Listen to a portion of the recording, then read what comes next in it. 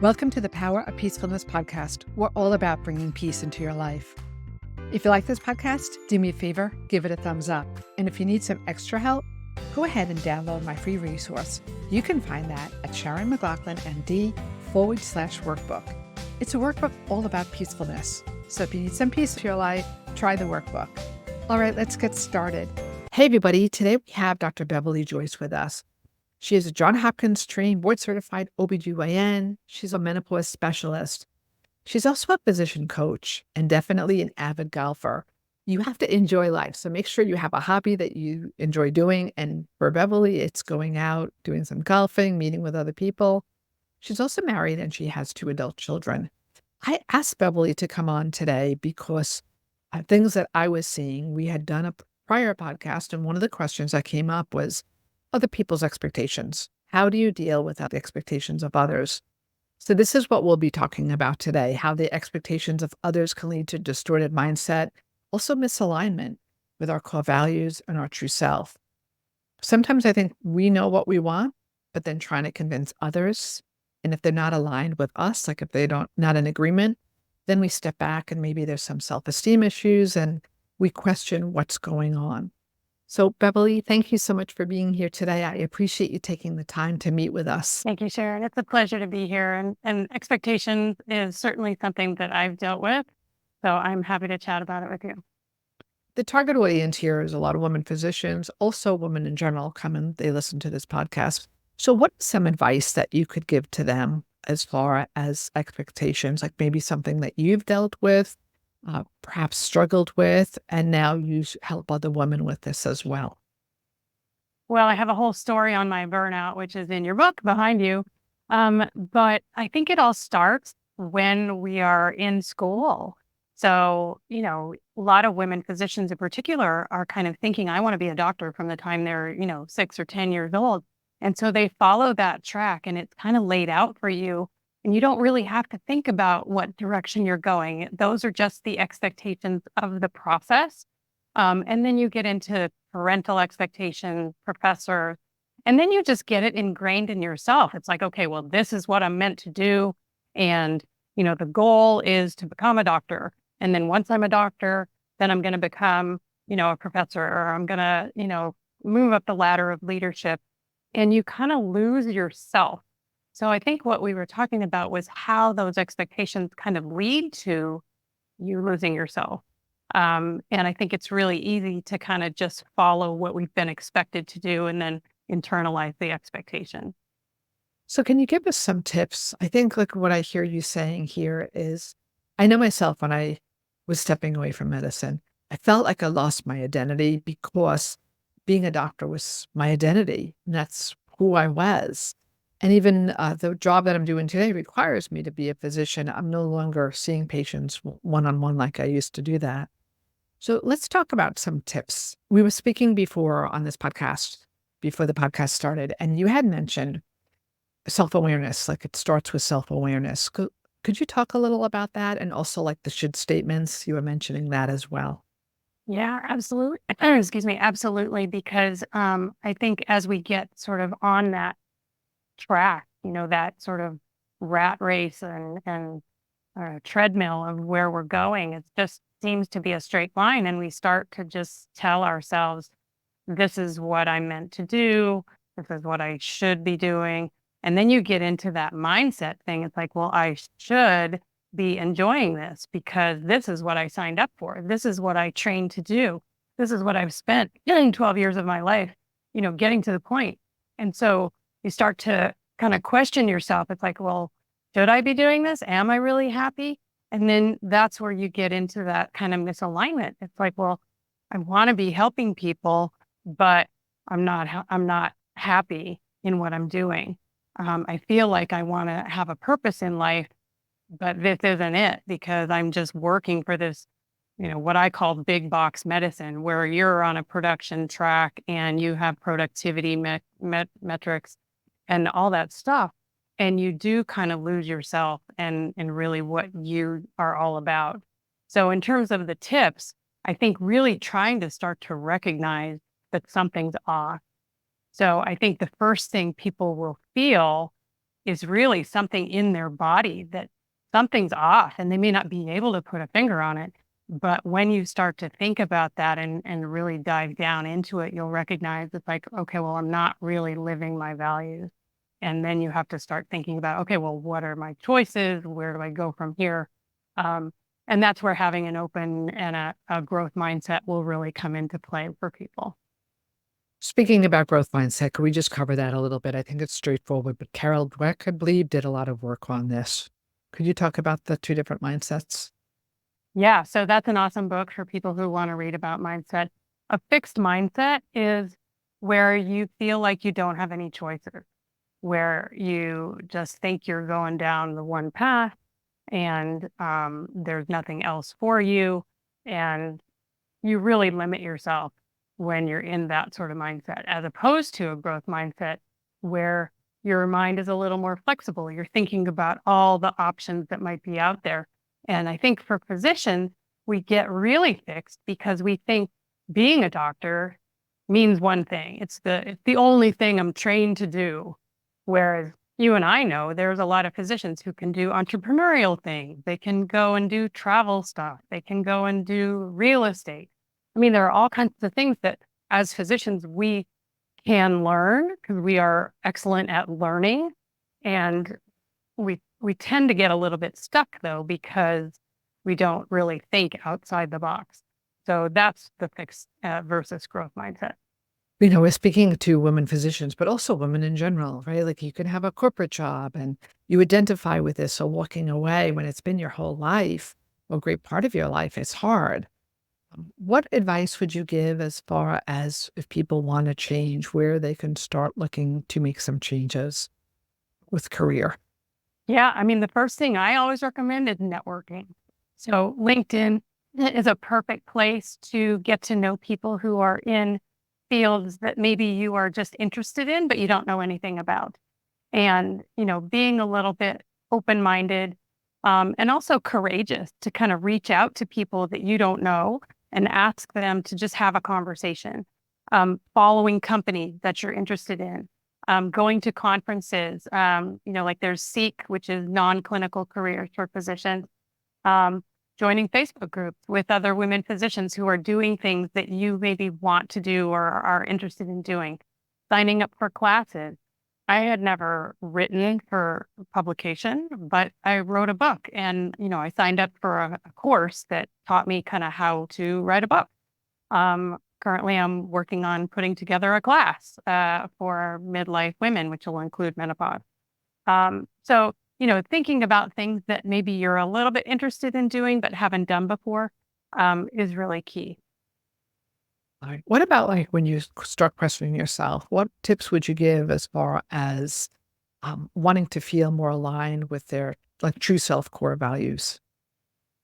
Yeah, there's a lot of different online core values assessments that you can do. A lot of coaches use them. So certainly if you're interested in signing up for coaching with another physician coach, that's an option. But I mean, Brene Brown has an excellent sort of core values assessment that you can do. And you basically just kind of go through it and really honestly, with a lot of self-awareness and self-compassion, kind of say, okay, well, maybe these are what my values used to be when I was in my 30s. But, now I'm 50, 55, or whatever age you are, and things change. Things change when you have a family. Things change after you've been in your career for a while. And maybe you think, well, this isn't really what I want to do. And maybe, like the name of your podcast, you just want to have some peace. And so you think about, well, how can I get there? Because if you're not in a space where you're getting that right now, then you want to make that bridge to finding something that really kind of, meets your soul and your core values. Imposter syndrome is a big thing as far as making changes or the feeling that where I am right now, I don't belong. Could we talk a little about that? I know that we had spoken about that before the podcast as well. Yeah, I think this is a really common thing with women, women physicians in particular, because of the fact that a lot of us are so goal oriented and kind of perfectionistic. And so if we're not doing exactly what we expect, and this goes back to expectations, right? It's like we expect ourselves to be perfect. We expect ourselves to be able to be a great leader, to be able to have crucial conversations. And if we feel the least little bit imperfect, then we're like, oh, I can't do that, or I'm not good enough for that. Or if I want to move up in leadership, oh, I don't have those qualifications. I can't possibly do that. And that's another thing that keeps people stuck. So I don't remember the exact quotes or the numbers, but when it comes to applying for Yeah. jobs, Was men will thinking, apply for jobs that, they only meet half the qualifications for, and women won't apply for it unless they meet every single little thing on the list, right? And I think it helps to just kind of expect that maybe you're going to fail, maybe they're going to say no, but if you never try, you'll never know, right? so expectations, that perfectionism we have on ourselves, any advice you would give to the women who are out there that consider themselves perfectionists? I just also want to add that you may not consider yourself a perfectionist, but some of the characteristics that you have actually go along with perfectionism. But I don't think we always recognize it in ourselves. Again, because we compare to others. And it's like, that person's a perfectionist. I let this slide and that slide. But I think as a whole, many of us are perfectionists. Yeah, I think comparing people is very common, or comparing yourself. When I first became a coach, I was comparing myself to all these other women coaches that I saw, particularly online. I'm like, oh, I'm not good enough. I'm not doing it the way they're doing it. I'm not making the same amount of money they're doing. Um, but I think in order to kind of get over that, it's helpful to think about sort of the 80% of stuff that is not necessary to be perfect versus maybe the 20% of stuff that really does need to be sort of excellent. So for instance, I mean, if you're a neurosurgeon, obviously you have to have perfectionistic tendencies to do your job, but you don't have to be perfect in writing your chart note. You don't have to be perfect in keeping your house clean. You don't even have to be perfect in raising your kids. It's like there's a lot of things where you really only have to do 80% or B minus work, as a lot of people say, when it's coming to chart notes. Yeah, I love that. So that's one of the ways that we could release perfectionism to determine what areas of your life you want to be a perfectionist in, and then start working with that. Absolutely.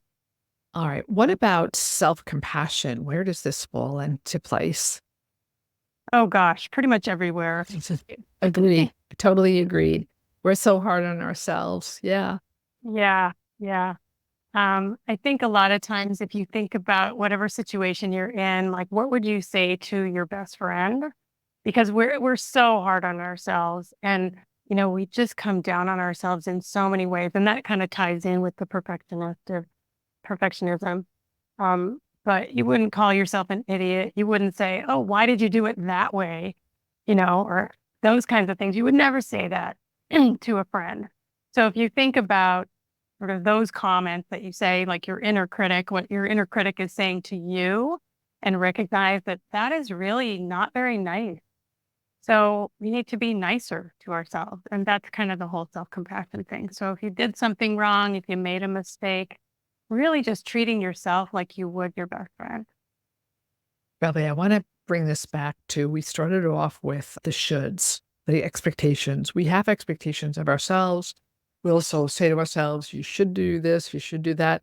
What about when people outside, now it's not yourself, these are external, say to you, you should, or have expectations of you that you no longer want to do? Like I mentioned stepping away from medicine. My husband certainly didn't understand. My sisters didn't understand. My friends didn't understand.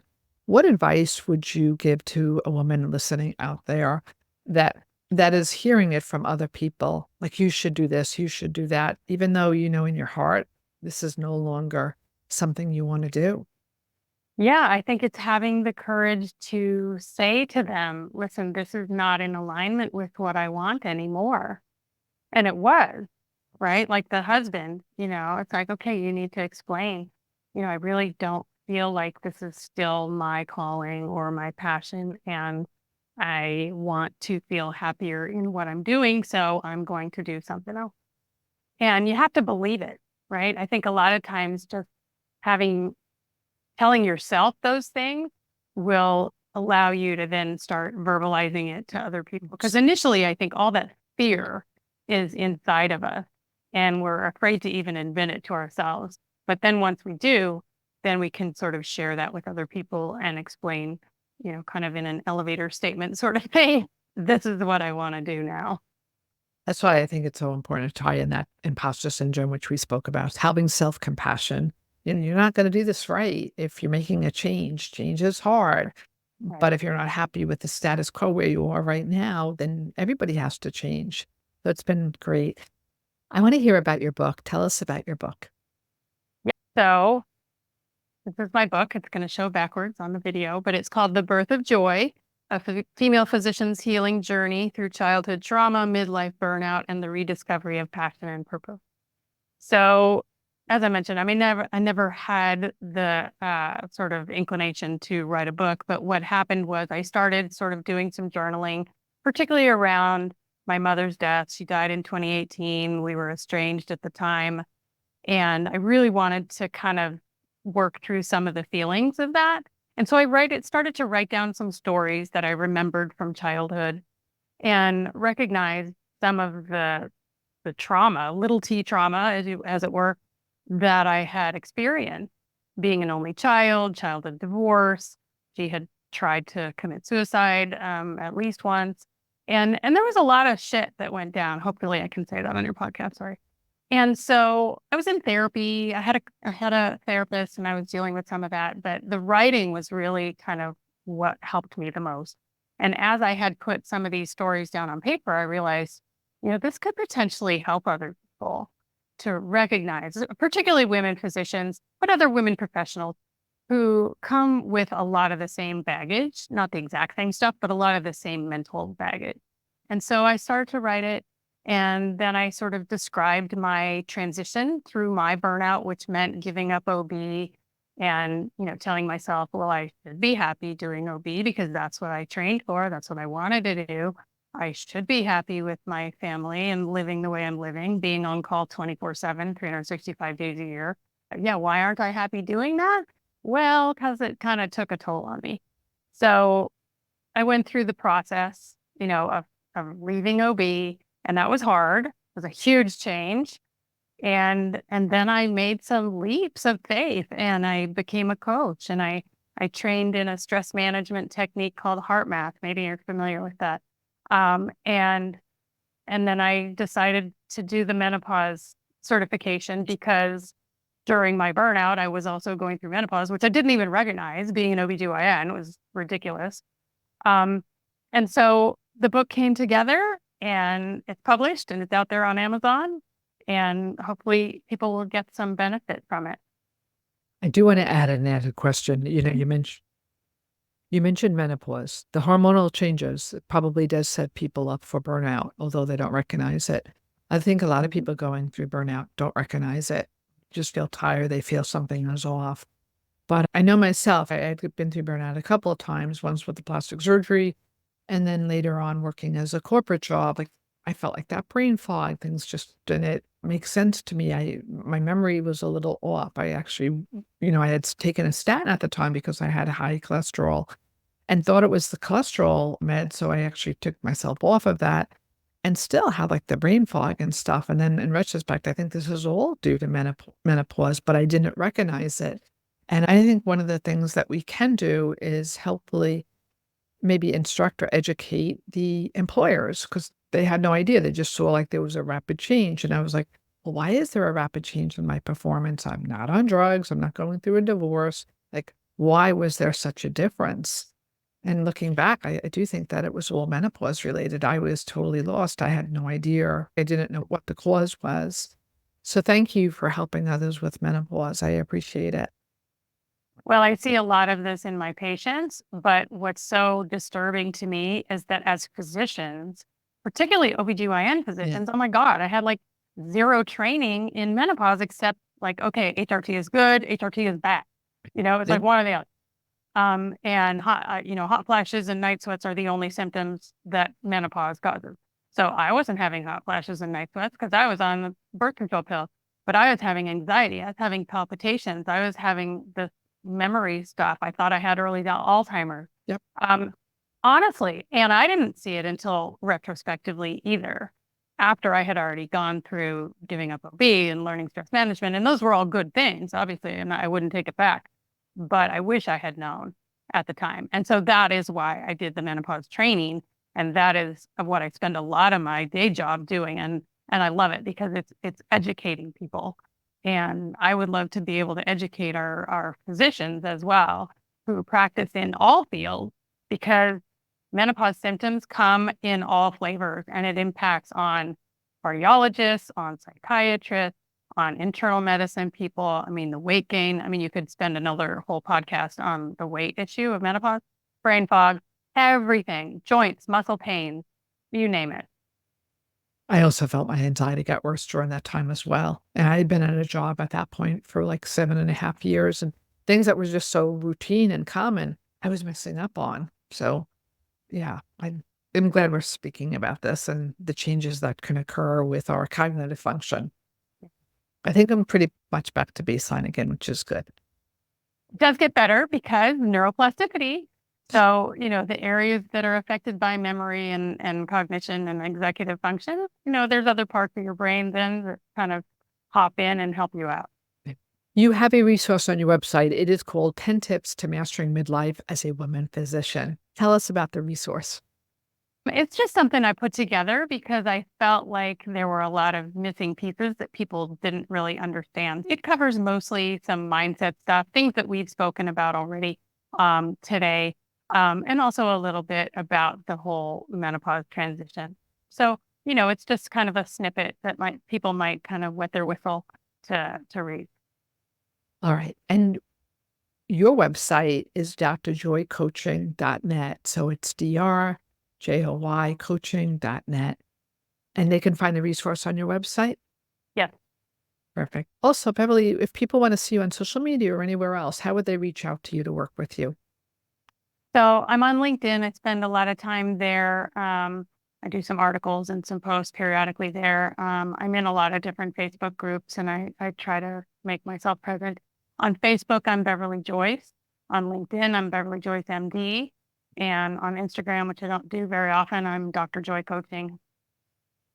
Thank you so much for your helpful tips today. Remember, ladies, it's up to us to question the shoulds. We are right. We each have our path to live. It's okay. We shouldn't put that we should do anything if it's not aligned with what we want to do.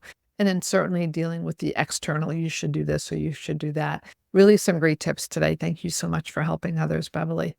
My pleasure. Thanks for having me.